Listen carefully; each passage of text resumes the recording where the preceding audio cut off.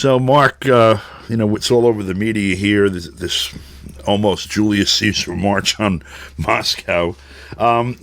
You're in Moscow. What are you seeing, hearing, and more importantly, give us some analysis of what happened. Okay, Don. In Moscow, nothing has happened. Nothing has changed. For one night, big public events were canceled, and some roadblocks were set up on the road south, apparently, but no one in Moscow saw anything, and there's really no change on the streets here in the slightest. And it's already over, and this mutiny, this coup, however, Freedom March, as Prigozhin tried to frame it, did not. It lasted roughly 24 hours.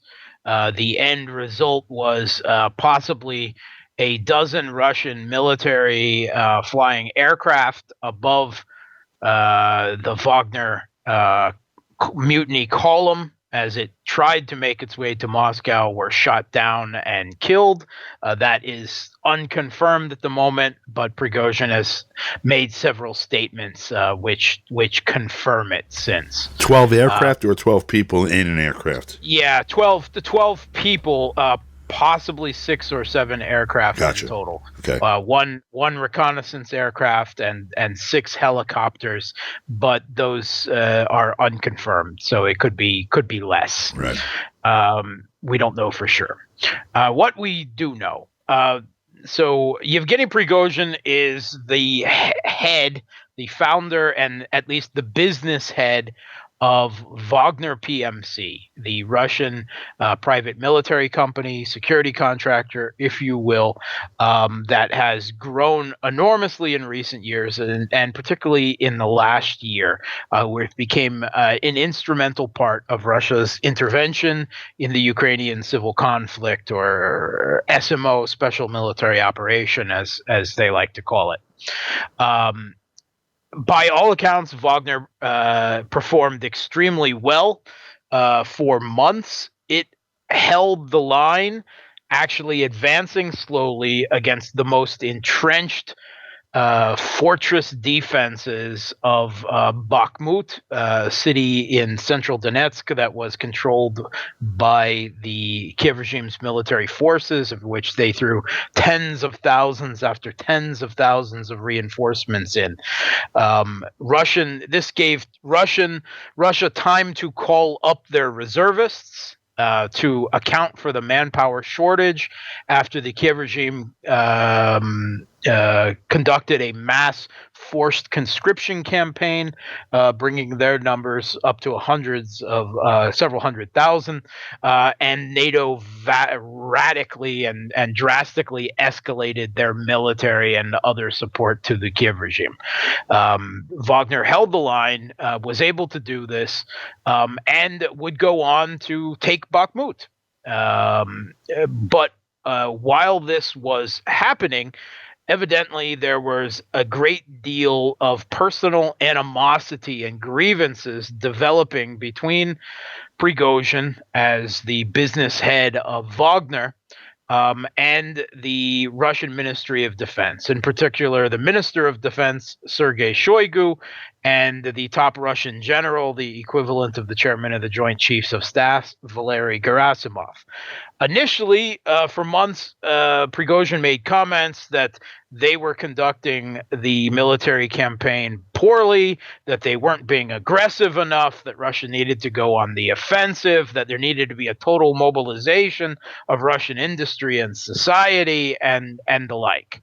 Although in the last few days before he launched this mutiny/coup, he radically changed what he was saying and appeared to start echoing Western narratives that fabulously that the Kiev regime hadn't been bombing Donbass, which flies in the face of even OSCE reports and the statements of the previous leader of the Kiev regime, Poroshenko, the commentary of several million refugees from the Donbass in Russia, some members of my family included. Yeah, that's a tough sell to the Russian people who have been hearing on the phone like, help, help, help for 8-9 years now. He also claimed that he was sent to Africa as Wagner to plunder the African countries, Here we and go. that's what they intended to do. And anyway, it seemed that he suddenly radically started to adopt Western narratives, which leads to some suspicion of some foreign intelligence backing him. Certainly, we know now definitively from U.S. intelligence officials speaking through their stenographers, the New York Times and the Washington Post, that U.S. intelligence knew about this weeks ahead of time as he was gathering military equipment and ammunition, hoarding it, certainly the Russian intelligence knew about it as well, and most likely this was something that was allowed to happen under more or less controlled conditions. Understood. Effectively to root it all out. Very similar to what happened a few years ago in Turkey in that regard. Let me just ask, because this happened at the same time. It was at the last day of the Defender 23 drill of NATO's, which is the huge numbers, what they call the show of strength. But there was a huge number of aircraft, an armada of like 250 aircraft and 10,000 troops and all of that. And now you got the German troops in Lithuania, too. I mean, all in context. Doesn't this look kind of like maybe it was supposed to be coordinate? I don't know if it was necessarily supposed to be coordinated with NATO military drills. That's their own separate saber-rattling exercise. But several of Prigozhin's comments, he released a stream of commentary. He first claimed in a video that a Wagner camp was attacked by Russian Ministry of Defense and released a ridiculous Blair Woods-style video of people running through the woods saying we're under attack. And no one believes this. Everyone, even the Western analysts, say, okay, this is nonsense. And he supposedly used this as his justification. He drove his forces into Rostov-on-the-Don, which is actually the southern military headquarters for the special military operation. That's where all the command and logistics was out of. Evidently, the Russian government told the Russian police, the military, to stand down, to not try to stop him. He went into central Rostov and at least took over the central area of the city, but did not appear to interfere with the work of the military at all there. The SMO continued. Russian missile strikes at Ukrainian ammo depots, fuel depots, and the like continued all during the weekend. The Russian military never stepped back from the lines. There was no hesitation. All Kiev regime's attempts to exploit it failed. Prigozhin then declared a march up of his evidently several thousand of his troops, a small fraction of Wagner's total, but several thousand got in a big, largely truck convoy with carrying along a few pieces of military equipment to go to Moscow with the declared goal of removing the Russian Minister of Defense and the top Russian general, Valery Gerasimov, because evidently it's not Putin who gets to decide who those people are. It is the ego of this Prigozhin, this businessman who was allowed by Putin at the Russian government to consolidate too much power under his obviously extremely egoistic control. He got within about 120 miles of Moscow before he basically just gave up, realized there was no chance of a military success. And I think he expected the Russian people, the Russian military, Russian politicians to suddenly flock to his banner.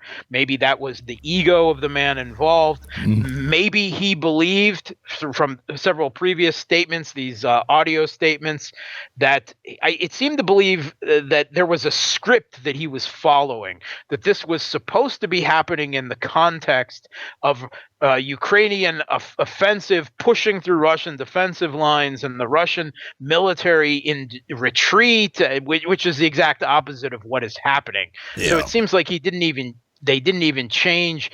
There was a released audio tracks that basically came out giving his narrative over the course of that. That is what many people point to as possible collusion with Kiev or the West being involved in this. Anyway, no one flocked to his banner. He gave up, and some deal was cut with Lukashenko, at least as the broker between this, where he'll go into exile.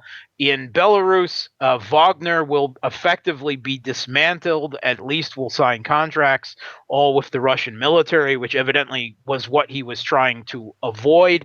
It's unclear what will happen to his financial empire, but all criminal charges against him are supposed to be dropped as part of this deal to avoid any further bloodshed. So basically, you've had a situation where before the the special military operation,